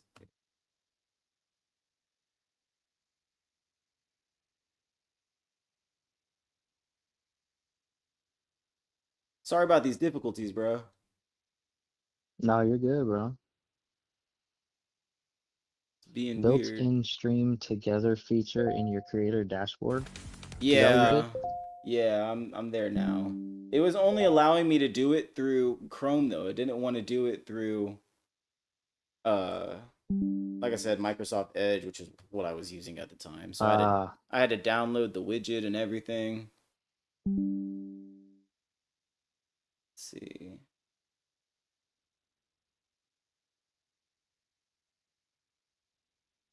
Okay. Dang, look, you got someone from Brazil. Do I? That's what's up. What, inside of the chat right now? Or inside of the stream? Yeah. I didn't even realize that. I don't even know how to check all that stuff. You know, I'm over here like still trying to figure it out. I'm looking at the chat right now. Brazil. Brazil, what's up? Let's see. I'm fine. I'm from Brazil. Hey man, I was talking about, how the US fucked Brazil earlier, bro. How y'all feel about us over there in Brazil, bro? How y'all feel about Americans? Be like, yeah, we hate Americans. Y'all are assholes. That's a hard question, bro. Y'all suck. Yeah, for real. Imperialists. A lot of people don't realize that like not all Americans are like that, No, they definitely think like a lot of the Americans are trapped. Yeah, seriously. Or at least we feel trapped, bro. Like we are not all the same. Please understand that, man. Oh my gosh. Get your streaming software ready to accept collaborators over your video. Okay, Stream Together works over audio but uses browser sources. Why is it being a bitch? Twitch may use your phone number. Okay, 8177. Enable additional account creation in the settings page of that account. Oh my god. It's like a million and one Dude, things. no way. Dude, yeah, Twitch is on some shit, bro. They're like 30 security barriers just to get this shit going. Go to the creator dashboard, find the stream together or collaborative panel, click start session, invite. It's in the which part? The stream, you said stream manager? Stream together. It's in the creator dashboard. It says stream together or collaboration panel. I see the stream together, yes. And then I have this browser that says start streaming together, but then it's like, oh, well, this is attached to another account. Go enable this settings. I don't know. This thing's being a little finicky, but we're gonna get it figured out here. Security and privacy, maybe? Let's see. Oh, there it is. Okay. You must have a verified number. Oh, I don't have a number in here. Fuck, that's my fault, dude. Save. Send a 6-digit verification. This phone number is linked to another account. Oh my god, I don't want it to. Why is it linked to another account? Do I have another Twitch account? Seriously? OMG. Damn, bro. Lord have mercy. There's no way. Ugh, that's. What account is that bitch on? I think I know. Fuck. This is excessive. All right. I know, that's pretty crazy. Hey, Might as well man. do a Zoom meeting. Might as well. Shit, right. All right, let's log into this. You could do a Zoom meeting and put it on Twitch. Can't you do that? You said what's up? You said what happened? Damn, I can't hear you now. Did it go away? Oh, it did for a second. Okay. Let's see. .com. I'm trying to. I think it's attached to like my old email. Let's see. That's the. Fuck, man. What is my passcode? I didn't even realize I had an old Twitch account. Dude, I have Two-step one too, and I don't know verification. what's on there. Yeah, me neither, dude. I'm like, I never even thought I used Twitch prior to this.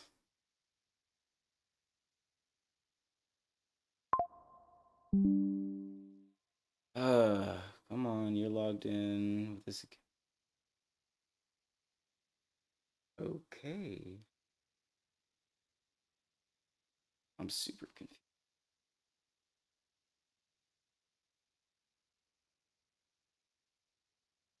It's simply telling me that I can't do it because my phone number is. I think somebody else attached this number to it, not me. That's crazy. Yeah, I think. Let's see. Error. This phone number is linked to another account. Enable additional account. But that's crazy. Okay. It would like to be a pain in the ass right now, wouldn't it? Dude, technology, man. I'm saying, dude. Let's see. I don't even know what what it would be. Let me see. Let me try this one. 77195. Is that it?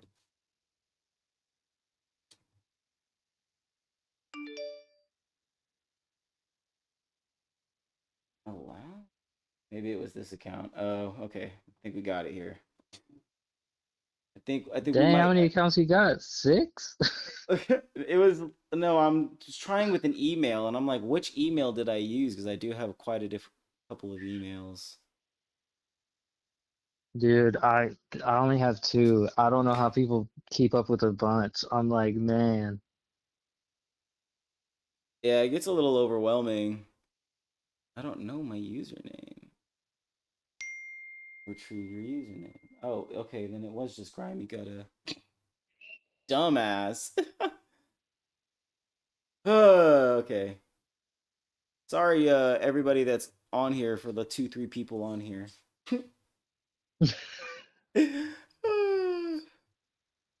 You're gonna be like, God. It's all right because when we get back At online, least we figure it out now instead of figuring it out later, you know? exactly. All right, I think I got it finally. Yeah, it Let's reminds me of see. old like aesthetic. Please be the account that's linked to the number. Creator dashboard. No thanks. Go back. No thanks. Just disable.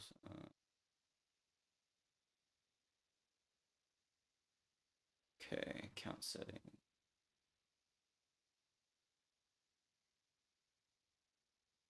There it is. All right.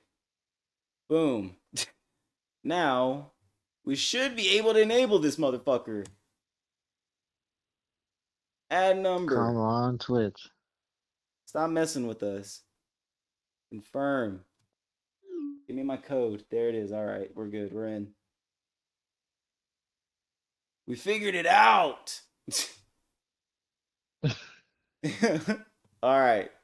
So now let's go to the creator dashboard. Stream together. Start stream together. Get started. Here we go.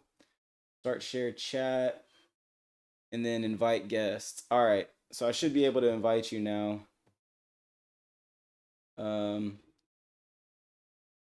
Allow while visiting this site. Yes. Okay. And then your account is in for. Make sure this works. Right? Nature 30? Nature 30?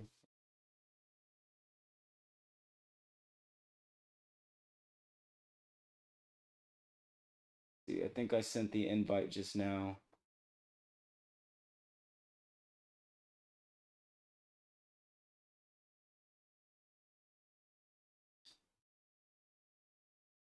Did you get one?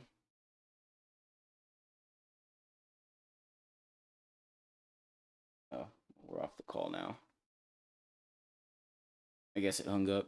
Yep, so it's back to me. Sorry, folks. You know, we're trying to get all this set up, man, so we can have guest people onto the chat. That way we can have more of an engaging conversation. So we ran into a couple of technical difficulties towards the end of the stream, but hey, man, it happens. Yo, yo, yo. Yo. There we go. We got it. Hell yeah. So they can they see you or no? They should be able to see me. I mean, let me look at my stream. Yeah, on my personal stream manager, yeah, they can still see my screen and everything. So Does it show me on there too? no. Do you Does it want it show to? my name? If I have like what's it called? The call log up, yes. So like I'll here I'll. Are you looking at the stream right now? Yeah, no, I'm not. I wonder if they can see me now.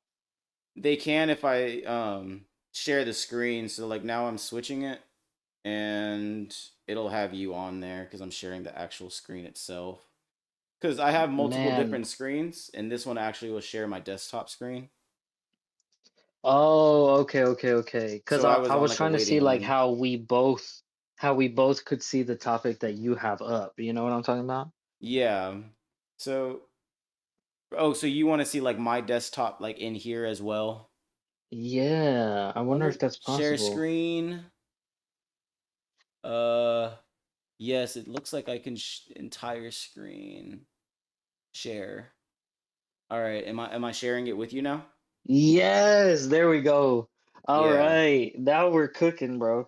Yeah, so now we should be able to really dive into some stuff.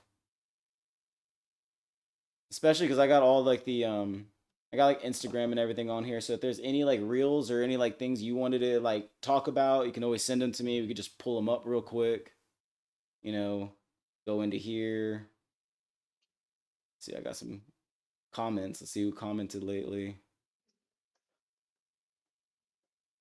Bro, I get told some crazy shit. Look at this. Somebody told me yesterday if your mom and her brother wouldn't have made it, we wouldn't have you around saying things like that. You're a waste of oxygen. It's hilarious. Oh my god, dude. I deal with some crazies in the comments, bro. Dude, I'm sure. I'm sure.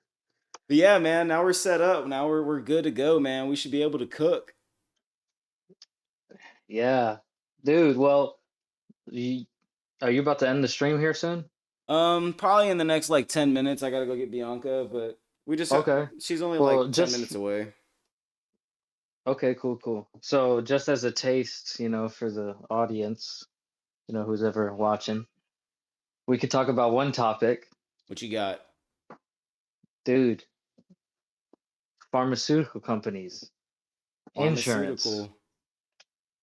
Oh, dude, in yeah. America. Dude, 100%. We could definitely go in on it, that later as well, because I think we could go on insane. forever with that one, man. Yeah. Because I was kind of arguing earlier, like in the stream, that those are one of the sectors that, like, I don't agree that free markets deserve to exist. You know what I'm saying? Because we end up becoming, Yeah.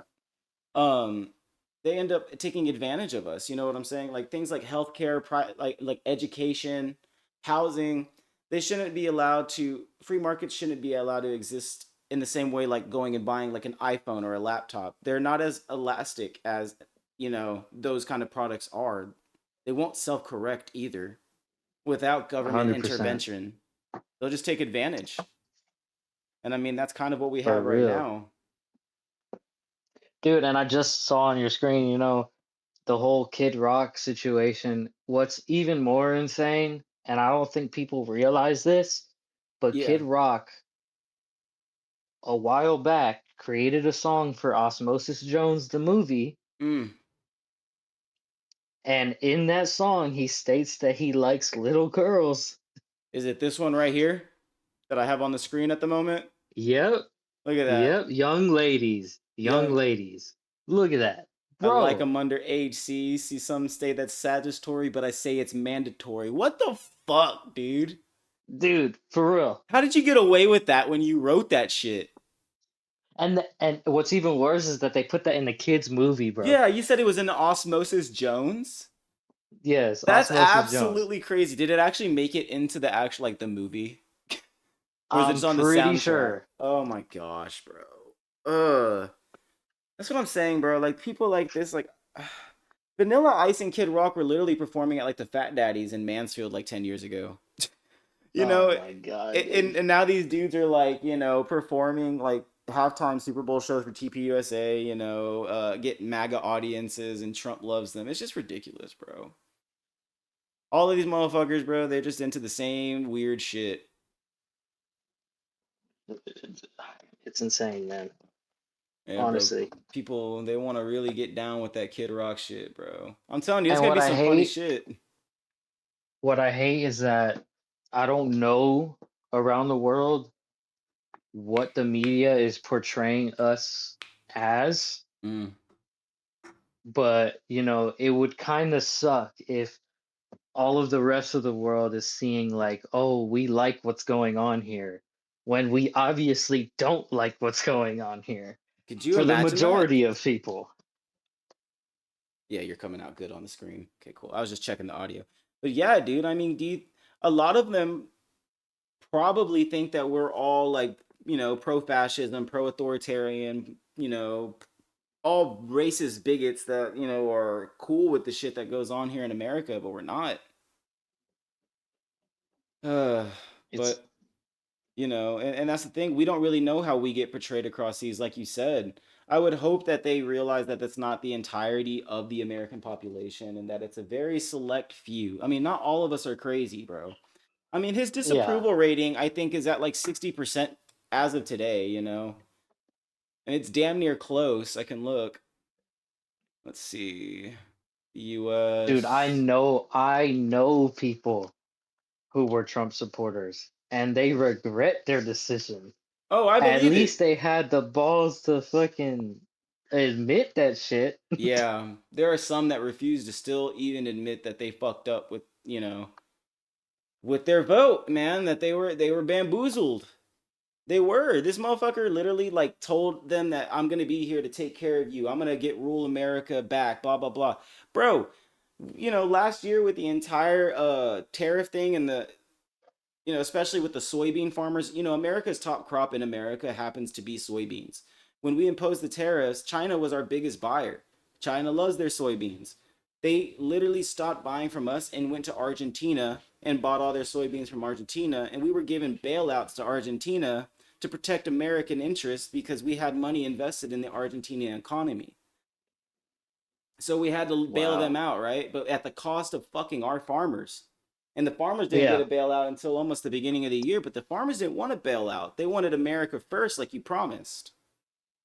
Dude, the fact that we're in Texas and we could see firsthand the decline of farmers is insane. I have Oh seen yeah. so many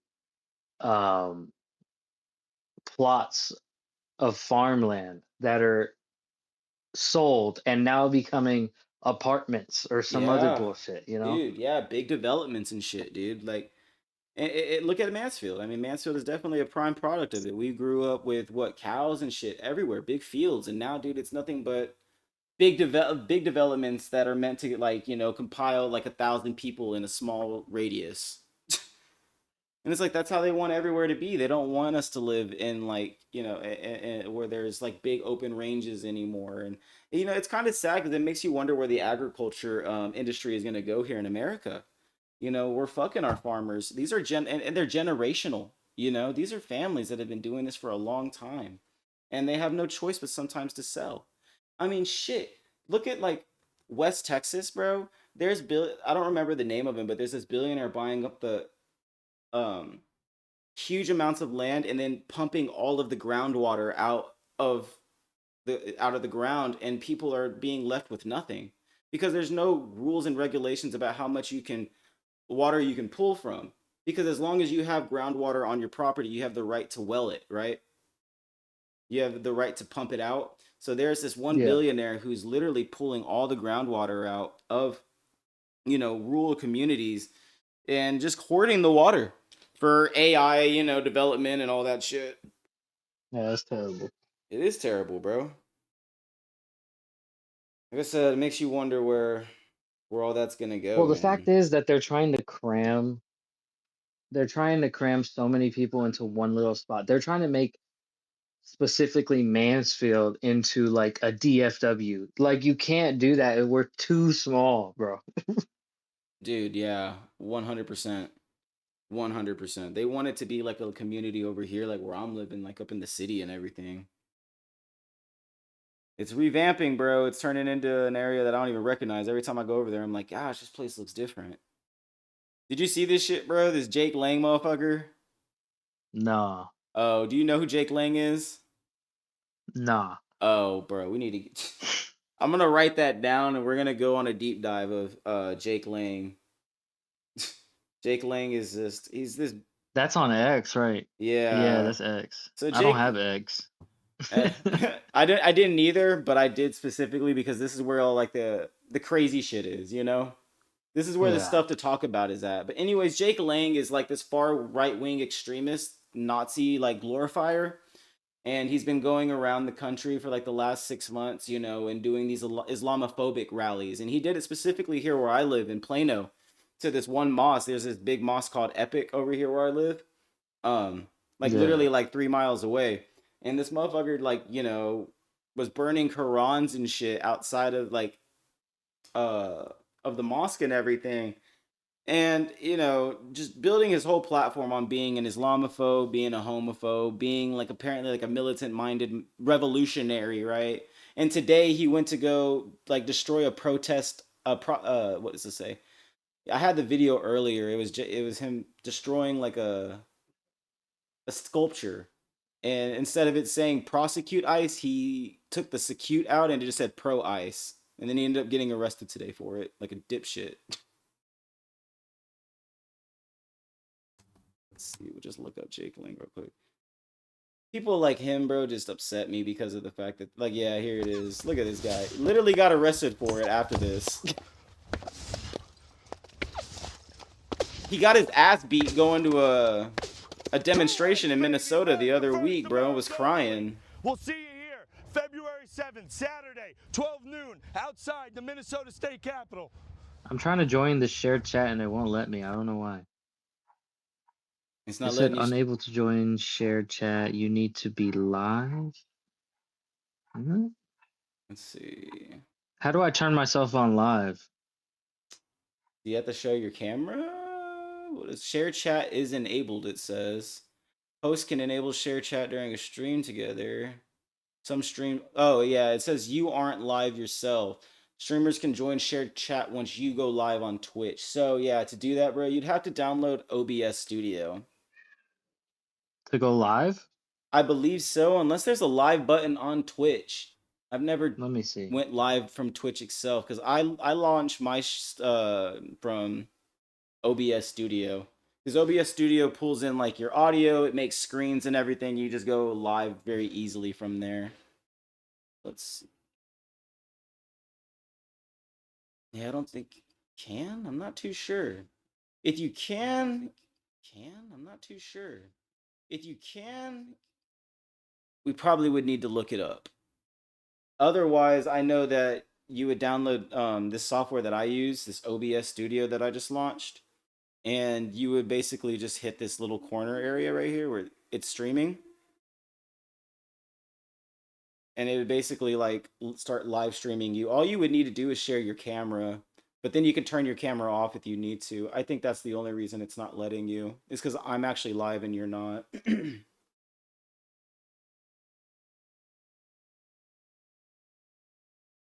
Oh shit. I'm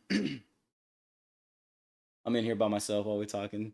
I thought you were still here, Marcelo. Oh man, that's funny as hell.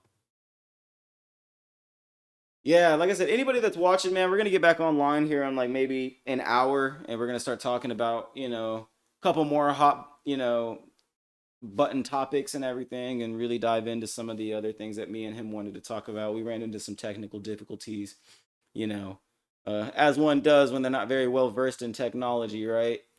So, once we get that up and running, well, now that we have everything up and running properly, it should be just a smooth transition going forward, especially trying to get him on here, so,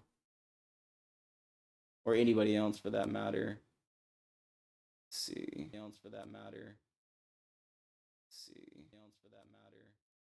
But yeah, man. Let me go ahead and close these out. And close my phone link. My bad, bro. I was trying to figure it out. Oh, you're good, bro. I don't know. I don't know how to go live. So, my screen is still sharing, right? Yeah. So I download this software. You see this? It's called OBS. And essentially, like, this is where I launch my stream. It's just right here. So all you do is like you just set up a scene that you want. So like I have multiple different little scenes here. I got my intro when I'm just talking, and then I have when I share. You can make a scene that just shares maybe your screen, and then you just link this software to your actual Twitch account, and then you just hit start streaming, and it'll bring you live yourself. And you really don't even have to share you don't even have to share a screen. You can have it blacked out if you want to, like close all of those and still stream. You see how it went black? Yeah. If you didn't want your video to be captured. Since you have the internet right there, I can't leave the app or else it'll kick me off the chat. But well, I'm about to get off because I got to go get Bianca. So I mean, if you want to do that while we're waiting, we'll probably can get you set up to do it next time when we get on. Like yeah, for sure. I'll probably be back. And we can deep dive into all those topics. Exactly. Yeah, I can tell you excited, bro. Yeah. He's like, I'm ready to talk some shit, man. Get my voice out there. Dude, for real. Hey, man, it's good for you, man. It feels good getting it out there. That's at least I think it does. But people need to hear it, man. I agree, man. They need some common sense. They need to hear it, bro. They need to hear it. But maybe common just watch sense ain't so common no more. Yeah, dude, you're not lying. And the people that claim that they are the common sense people are not. They don't have common sense, bro. It's always the same types that say that they're common sense or they got pattern recognition. Blah blah blah blah blah. It's always the same freaking people. But Yeah, for just sure. watch maybe a quick video, bro. It's really easy to set it up. Um, and then I'll probably be back on by like no later than 4:30, and I could just Okay. get you back on, bro. Is that a good time? Hell yeah. It should be. Okay. Cool, cool, man. All Alright, right, bro. bro. Well, I will hit you up in about an hour, bro, and we'll get online, bro, and we'll dive into these topics. Alright, man. All right, bro. Peace. Peace out.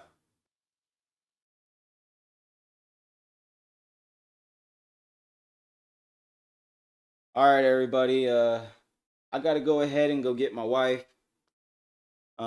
She was getting out of class. I've already honestly got let the stream go a little bit longer than I needed to. So I'm gonna get back online here in probably about an hour, man. Me and my homeboy, we're gonna go ahead and dive into some fun little topics, man. We're gonna have a little discussion, man. You know, people need to hear it. They gotta hear the message that we're trying to get out there. So, you know, tune in, man. It should be a good time, should be fun. But until then, man, this was Arispe on America, man. Thanks for hanging out with me. Thanks for tuning in, and I'll catch you guys next time.